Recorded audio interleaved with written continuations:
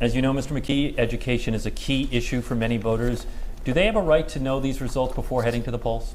They have the right to know the results once they're ready. I think the people who are doing the study have said that MCAS is in first place. That's Massachusetts, and then Rhode Island will follow. And Massachusetts released MCAS. And so, last time I checked, they had more students in Rhode Island. And my understanding is now that we're second in line to get that information. So when the information is ready, it'll be provided. Now, no one has done more in education sitting in my seat than I have, right?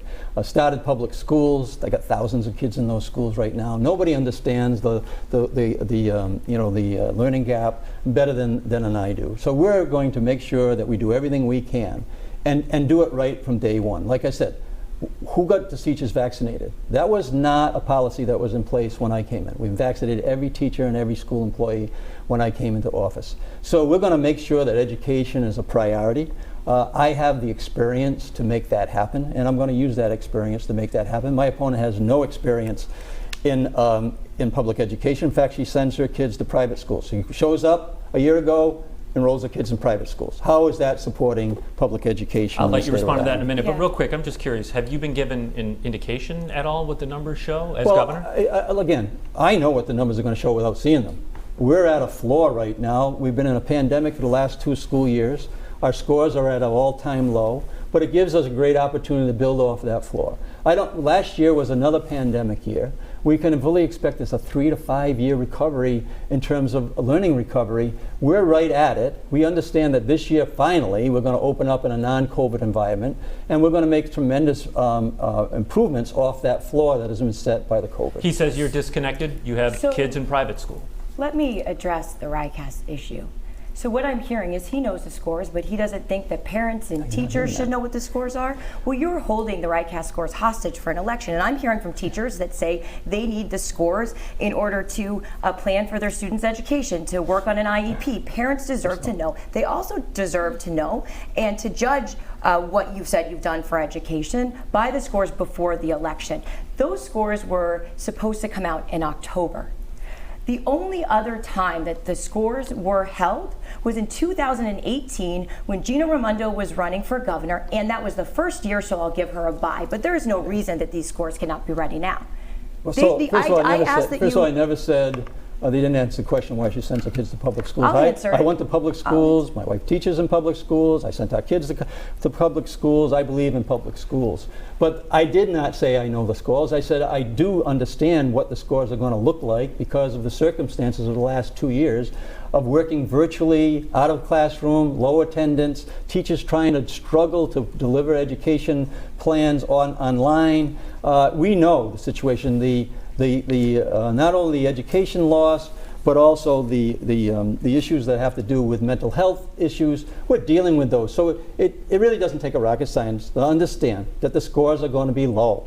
And then we're going to work off of that base now that we're into a full year. Never said I knew the scores, I don't know the scores. I'm actually believing RIDE that they're going to get that information to us when they got it. And at this point in time, the information is not ready. Ms. Kalis. I mean, what I understand is that they're building a website. You can release the scores without doing that.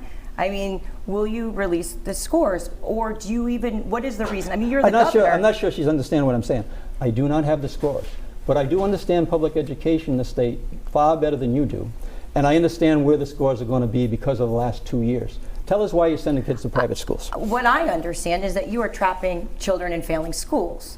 You know, the right to quality of education should be a constitutional right, and the reality is, I'll listen to the text. I'm a public school kid. I came from nothing. And the first thing that my mother did when she had any sort of money was to move us to a place with an excellent public school system, because she knew that through education you could access opportunity.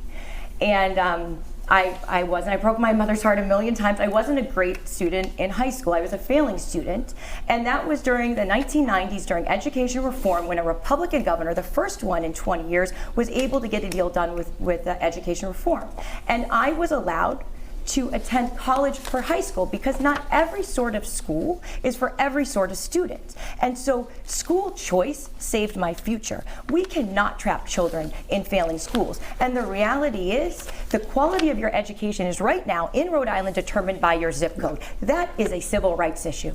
we must do briefly, better. Ms. The same amount of time that she's filibustering, not answering the question. You were over time at last check, which is why we'd let her speak a bit more. I will answer it, which is talk about school choice. So some people execute school choice by moving to a different place with an excellent public school system. Other people exercise school choice by sending their children to private schools.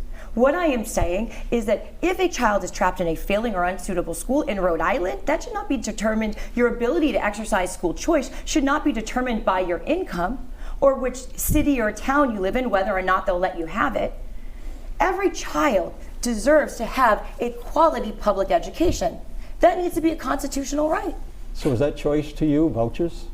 Is a choice to me vouchers? Would you like? Oh, let's talk about school choice. Do you want to do that? In 30 seconds, he brought it up. Yeah. Okay, so the way that we would do school choice, and this has been done all over the country, is that we would start within the district, and there would be transportation provided. Then we would move broader within the county, and then if there still isn't a suitable school, then you would move within the state.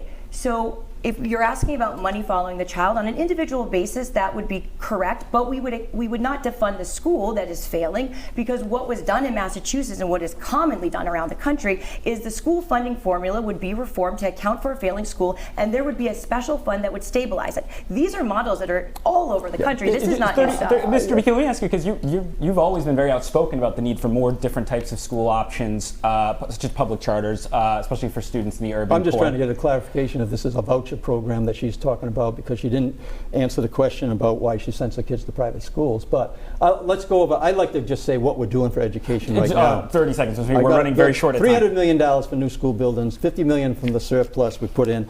We've got a 5,000 goal on pre-kindergarten by 2028. We're also creating eligibility for rates for child care that have not been raised in decades, and $180 million into our higher ed alone this year. So we are investing in education, and also I made the Rhode Island Promise permit.